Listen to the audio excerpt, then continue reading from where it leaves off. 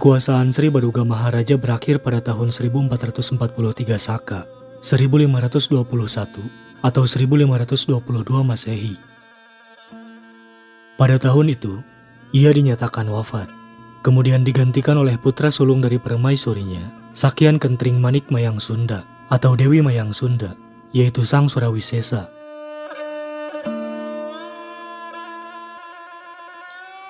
Sebelumnya, Surawisesa menjabat sebagai Adipati Sunda Kelapa, bergelar Ratu Sanghyang Surawisesa Jayangrana atau Surawisesa Jaya Perkosa. Selama pemerintahan Surawisesa, terdapat 16 kerajaan bawahan yang memberontak terhadap kerajaan Sunda atau Pajajaran. Dengan berani mereka melawan Prabu Surawisesa. Ke-16 ratu atau raja wilayah dimaksud adalah Kiai Arya Baro dari Kalapa Dalam atau Kalapa Kulon, Kiai Wudu Basuraga dari Tanjung, Nyai Ngajirasa dari Ancol, Adipati Suranggana dari Wahanten Girang, Sang Arya Suraprasa dari Simpang, Arya Pulunggana dari Gunung Batu, Ratu Hyang Banaspati dari Saung Agung, Arya Sukara dari Rumbut, Tumenggung Lingga Geni dari Gunung Ageng, Sang Adipati Patala dari Padang, Prabu Yasanagara dari Pagawok, Sang Arya Wirasakti dari Muntur, Arya Senapati Bimajaya dari Hanum, Sang Arya Wulunggada dari Pagrawesi, Pradarmaya dari Medang Kahyangan, Sang Prabu Walahar dari Gunung Banjar. Prabu Surawisesa sendiri tidak merasa gentar sedikit pun menghadapi pemberontakan para ratu wilayah itu, karena sangat percaya diri dari kekuatan kesatuan bersenjata kerajaan Sunda atau Pajajaran. Para ratu yang memberontak tersebut telah menganut agama Islam. Kemudian, Prabu Surawisesa mengumpulkan ratu-ratu wilayah yang masih setia kepadanya, guna menghimpun kekuatan dan merapatkan barisan membela Pajajaran.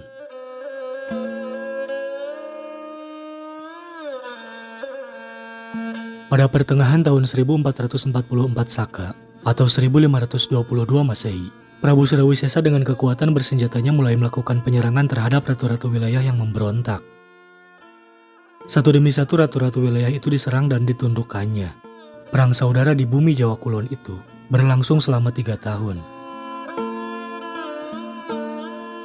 Akhirnya, pihak Pajajaran memperoleh kemenangan, dan ke-16 ratu wilayah yang memberontak itu dapat ditundukkan. Tidak sedikit pula pihak pemberontak melarikan diri ke Pakungwati, Cirebon. Angkatan bersenjata Pajajaran tidak berani mengejar ke Cirebon, karena Cirebon dilindungi oleh kesatuan bersenjata Kerajaan Demak. Pada saat itu, Kerajaan Cirebon dipimpin oleh Syekh Syarif Hidayatullah, cucu Sri Baduga Maharaja dari istrinya yang ketiga, yaitu Nyai Subang Larang.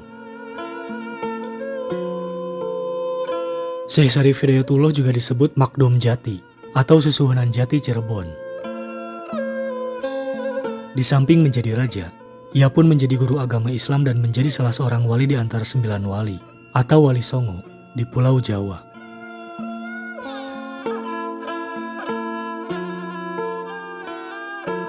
Ketika Pakungwati Cirebon didatangi pengungsi dan pelarian pemberontak dari wilayah kerajaan Pajajaran, Susuhunan Gunung Jati atau Sunan Gunung Jati seperti memberi isyarat, sudah saatnya wilayah-wilayah kafir diserang oleh kesatuan muslim. Oleh karena itu, ia mengutus seseorang pergi ke Demak. Maksudnya memberitahu agar Sultan Demak merebut semua wilayah yang terletak di sepanjang pantai utara Jawa Kulon atau Jawa bagian barat. Selain itu, diberitahukan pula bahwa tidak lama lagi kesatuan bersenjata Portugis akan tiba untuk memberi bantuan kepada Raja Pajajaran. Setelah mendapat kabar dari Cirebon, kemudian Sultan Demak memerintahkan Panglima Fadilah, adik iparnya, untuk pergi ke Jawa bagian barat guna menyelidiki wilayah-wilayah pantai utara Jawa bagian barat. Fadilah disuruh menemui Pangeran Sabakingkin di Banten yang sedang mengacau bersama para santrinya. Berangkatlah Panglima Fadilah bersama pengiringnya ke Jawa bagian barat. Mereka menyamar sebagai pedagang yang berkeliling kota, pedukuhan, bandar dan desa-desa. Selama berbulan-bulan, Fadilah dan pengiringnya keluar masuk wilayah di bawah kekuasaan Pajajaran. Setelah itu, mereka kembali ke Demak dan singgah dahulu di Cirebon. Panglima Fadilah menyampaikan laporan tentang penyelidikannya di wilayah pantai utara Jawa bagian barat kepada Sultan Demak. Situasi wilayah-wilayah itu dipaparkannya secara rinci, juga pertemuannya dengan Pangeran Sabakingkin.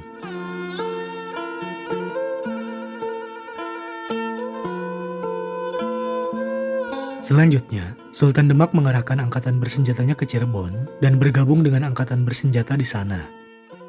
Tentu saja, Cirebon pun pasukan bersenjatanya telah siap tempur. Pada tahun 1448 Saka atau 1526 Masehi, gabungan pasukan bersenjata Demak dan Cirebon berduyun-duyun menuju wilayah Banten. Gabungan pasukan bersenjata tersebut berjumlah 1.967 orang, di bawah pimpinan Panglima Besar Fadilah dan beberapa orang Panglima Demak lainnya.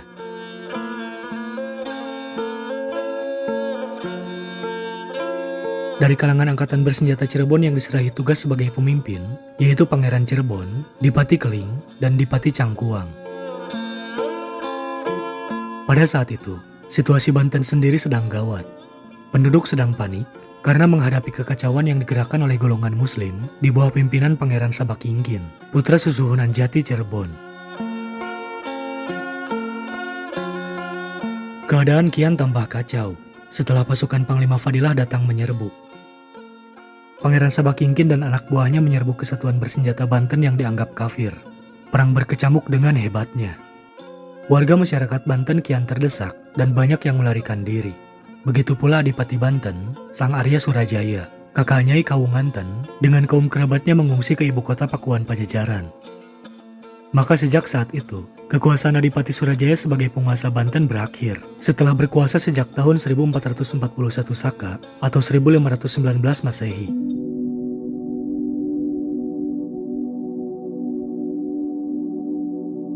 Wilayah Banten telah dikuasai Pangeran Sabakingkin, namun perjuangan belum selesai. Begitulah kira-kira perasaan Sultan Demak dan Cirebon setelah pasukan bersenjatanya berhasil mengalahkan Banten.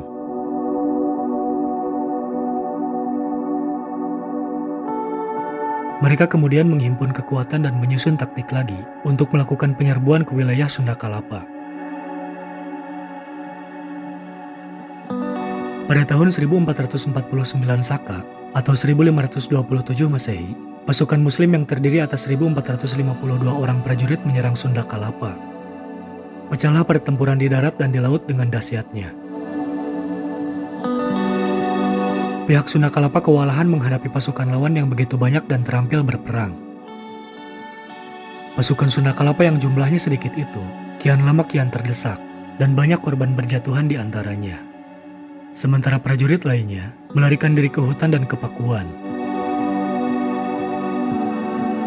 Saat itu, Adipati Sunda Kalapa Sang Surakarta bersama permaisuri, keluarga, dan pengiringnya gugur tak bersisa. Sejak itu pula, Arya Surakarta dijuluki Sang Lumahing Kalapa.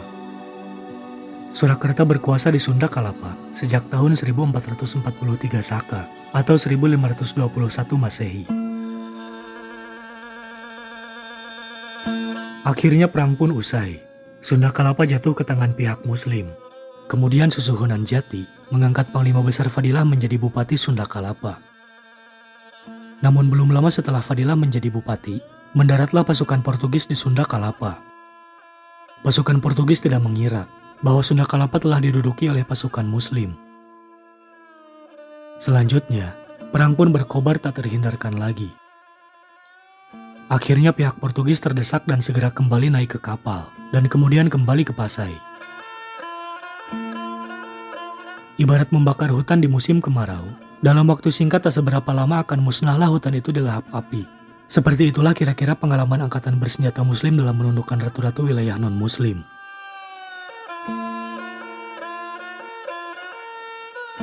Dalam waktu tidak lama, telah banyak ratu wilayah takluk kepada mereka.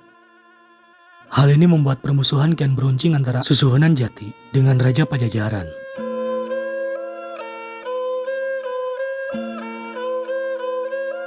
Pada tanggal 14 Paroterang bulan Asada, tahun 1453 Saka atau 29 Juni 1531 Masehi, Kerajaan Pajajaran dan Cirebon mengadakan perjanjian tidak bermusuhan. Kedua belah pihak mengakui bahwa sebenarnya di antara mereka masih merupakan keluarga sedarah. Adapun bunyi perjanjian itu adalah, mereka tidak saling menyerang, mereka akan silih asih, atau saling menyayangi, mereka akan saling membantu, tali kekerabatan tidak akan putus. 2 tahun kemudian setelah upacara serada dilakukan, yaitu pada tahun 1457 Saka atau 1535 Masehi, awan muram di langit bumi Pakuan Pajajaran. Raja Pajajaran, Prabu Surawisesa, tutup usia setelah berkuasa selama 14 tahun. Selanjutnya, tahta diteruskan oleh putranya, Ratu Dewata. Barangkali nama Ratu Dewata teringat kebesaran nama ayahanda Surawisesa, yaitu Jaya Dewata, alias Sri Baduga Maharaja atau Prabu Siliwangi.